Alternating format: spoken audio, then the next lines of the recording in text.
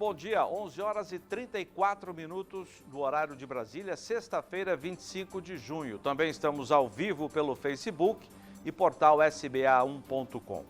O Índice Nacional de Preços ao Consumidor Amplo 15 ficou em 0,83% em junho, informou hoje o IBGE. O IPCA 15, que é uma prévia da inflação oficial, teve alta de 0,39 ponto percentual sobre a taxa de maio. Assim, segundo o órgão, o índice acumulado no segundo trimestre foi a 1,88%. No mesmo trimestre do ano passado, a variação havia sido negativa, de 0,58%.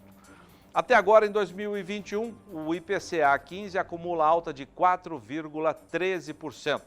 A elevação foi verificada nos 9 grupos de produtos e serviços pesquisados. Os maiores impactos vieram dos grupos dos transportes e da habitação. A Comissão Temporária da Covid-19 debate hoje a aplicação de recursos para o combate à doença no Brasil. De Brasília, as informações de Berenice Leite. Bom dia, Berê. Bom dia, Zaidan. A Comissão Temporária da Covid-19 realiza nesta sexta-feira a 32ª reunião. Nesta audiência pública, o intuito é debater a situação orçamentária das ações de combate à pandemia de coronavírus. Previstas no plano de trabalho, as audiências com Paulo Guedes são mensais. No entanto, não está confirmada a sua presença. Pode ser que ele envie um representante, como ocorreu no mês de maio, quando participou do debate o secretário especial de Fazenda do Ministério da Economia, Bruno Funchal. Zaidan. Obrigado, Berê. A expectativa de produção de milho de segunda safra no Brasil tem mais uma revisão para baixo. A safra de inverno do grão deverá ser de 65 milhões de toneladas, o que representa cerca de 20 milhões de toneladas abaixo da expectativa inicial de 84 milhões de toneladas. O dado foi apresentado pelo diretor da Agroconsult, André Pessoa. A empresa promove o Rally da Safra com avaliação de lavouras nas principais regiões produtoras do país. A estimativa representa quase 15% a menos do que a do ciclo anterior, 2019 e 2020. De acordo com o consultor, a quebra de safra poderá ser ainda maior se as condições do clima não forem favoráveis nas próximas semanas. E as cotações do milho retomaram na manhã de hoje movimento de valorização nos mercados. Em Chicago, o contrato futuro teve alta na madrugada e na Bolsa Brasileira, o milho para novembro chegou a avançar 2,28%. Ao vivo da Bolsa Brasileira de Mercadorias em São Paulo, Walter Pulga Júnior atualiza os números para você. Bom dia, Pulga! Bom dia a vocês, Zaidan. Bom dia a todos. De fato, olha, o que ocorre neste momento na Bolsa de Chicago é uma inversão do que ocorreu na madrugada. Durante a madrugada, por exemplo, o contrato de milho com a entrega em julho subia para 6 dólares e 59 centos por bushel e vinha em alta até por volta das 9 horas da manhã. Mas agora está em queda. Milho negociado nos Estados Unidos para julho perde 2,75%, recua agora para 6 dólares e 35 centos por bushel. O milho para setembro, o contrato mais negociado na Bolsa de Chicago, que chegou nesta madrugada a 5 dólares e 55 centos, cai agora 2,73% e é negociado, agora há pouco, a 5 dólares e 33 centos por bushel. Uma queda de 20 centavos de dólar por bushel neste momento só para o contrato de setembro. Agora, enquanto o mercado futuro de milho lá em Chicago vem em baixa neste momento, aqui o mercado futuro brasileiro reage à estimativa de safrinha muito menor e vem em alta. O milho negociado para novembro, agora, Zaidan, sobe mais. Sobe 2,64%. Agora, há alguns minutos, subia 2,28%, 2,30%. Agora, a alta é de 2,64%, R$ 85,40 a saca milho para novembro. Milho em vencimento mais curto também vem em alta. Milho em vencimento mais curto já opera, neste momento, também em alta. Em alta, setembro sobe 2,24%, a R$ 84,10 a saca. O milho para vencimento atual, junho, na verdade, junho e julho, já está em R$ 82,79, sobe 1,24%. Agora, os corretores aqui da Bolsa Brasileira de Mercadorias já apontam alta para milho em Minas Gerais, na Bahia e também no Rio Grande do Sul. Ou seja, milho retoma a trajetória de alta, movimento de alta no mercado. É com você. Puga. A projeção para o crescimento do PIB agropecuário em 2021 subiu de 2,2% para 2,6%. Os dados foram divulgados esta semana pelo Instituto de Pesquisa pelo IPEA, que é o Instituto de Pesquisa Econômica Aplicada. Ao vivo, as informações de Vinícius Souza. Bom dia, Vinícius. Oi, Zaidan, bom dia para quem está acompanhando o canal do Boi News. Zaidan, é isso mesmo, essa projeção vem em frente ao que foi o ano de 2020 e apresenta resultados bastante positivos aí na expectativa de crescimento para esse ano de 2021. Esse crescimento deve ser impulsionado aí pelo setor da soja, também tem expectativa para o setor do trigo, mas em contrapartida existem setores como, por exemplo, o setor do trigo e também o setor do milho, que devem apresentar uma retração significativa.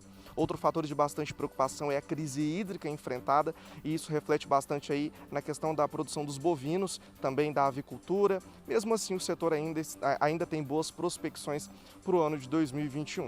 É importante dizer, Zaidan, que esse crescimento está avaliado em 2,5%, né, para esse setor da pecuária, envolvendo aí os bovinos, suínos, e apesar de todo esse cenário enfrentado, inclusive a gente tem uma retração no número da bovinocultura, o impacto não foi tão grande porque a avicultura e a suinocultura ajudaram aí a manter os números de uma maneira um pouco mais positiva. Agora a gente segue acompanhando aí, como a gente sabe, o milho foi revisado mais uma vez para baixo, mas a gente ainda acredita que o setor deva apresentar bons resultados lá no final do ano de 2021, saltando aí então para um crescimento de 2,6%, de acordo com dados divulgados pelo IPEA. Zaidan, volto com você. Obrigado, Vinícius. A Secretaria de Agricultura do Rio Grande do Sul divulgou ontem um alerta aos pecuaristas sobre o aumento de casos de raiva herbívora. Ao vivo de Cruz Alta, região noroeste do estado, as informações de Viviane Lara. Bom dia, Viviane. Oi, bom dia. Pois é, de janeiro até agora foram 17 focos em 13 municípios de diferentes regiões aqui do estado, numa possível evolução em outras 20 cidades. Esse alerta divulgado pela Secretaria de Agricultura, ele é bastante importante porque é justamente durante o inverno que acontecem mais casos, por ser o período que provoca bastante estresse nos morcegos. Com esse alerta, então, o produtor, o pecuarista, ele precisa ficar atento a novos possíveis locais, né, de incidência para esses morcegos que normalmente habitam troncos de árvores, casas abandonadas, furnas e também túneis. E quando localizados esses locais, é preciso informar a Inspetoria Veterinária do município ou também a Secretaria de Agricultura para que possam fazer esse recolhimento desses animais. E isso acontece com equipamentos específicos e também com o pessoal capacitado para fazer essa operação. Outra informação, outra orientação aí do programa de raiva herbívora aqui do Rio Grande do Sul é referente à vacina. Os pecuaristas que ainda não fizeram a vacinação dos seus animais devem fazer o quanto antes para evitar a doença dentro da propriedade. Obrigado, Viviane. Contrários às mudanças na legislação de demarcação de terras indígenas, manifestantes bloquearam nesta sexta-feira a rodovia dos Bandeirantes. Daqui a pouco as informações. Agora confira a previsão do tempo com Renata Ferreira. Bom dia, Renata.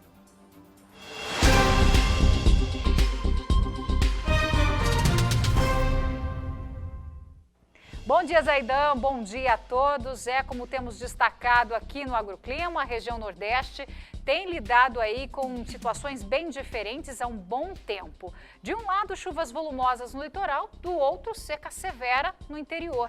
E isso não deve variar muito. Hoje tem previsão de chuva a qualquer momento entre o litoral de Pernambuco e também Alagoas. Altos acumulados estão previstos também para o litoral paraibano e também Rio Grande do Norte. As demais áreas litorâneas devem receber chuva à tarde e à noite, mas de forma isolada. No interior, o tempo segue seco. Pelo sudeste, o tempo firme deve predominar hoje e também durante o fim de semana. Por lá, a sensação de calor deve aumentar e uma massa de ar seco deixa a umidade relativa do ar em níveis muito baixos. Aliás, em todas as áreas do interior do país, a umidade do ar deve cair durante esse fim de semana. No centro-oeste, nada de chuva volumosa pelos próximos dias. Apenas algumas áreas do Mato Grosso, além do sul e oeste de Mato Grosso do Sul, é que devem receber algumas pancadas de chuva no domingo. No sul do país, a tendência é que a frente fria que está atuando por lá se afaste para o oceano. Mas um sistema de baixa pressão no Paraguai ainda vai manter as nuvens bem carregadas. Para hoje tem previsão de chuva, mas sem risco aí para temporais entre o norte gaúcho e também o interior do Paraná. Na faixa norte, a semana termina com tempo seco entre o Acre, Rondônia e também Tocantins. Nas demais áreas, as instabilidades provocam pancadas de chuva no período da tarde.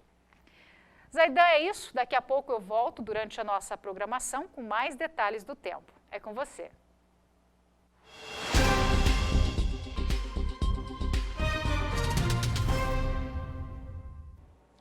Contrários às mudanças na legislação de demarcação de terras indígenas, manifestantes bloquearam nesta sexta-feira a rodovia dos Bandeirantes em São Paulo. Informações ao vivo com José Cunha. Bom dia, Zé.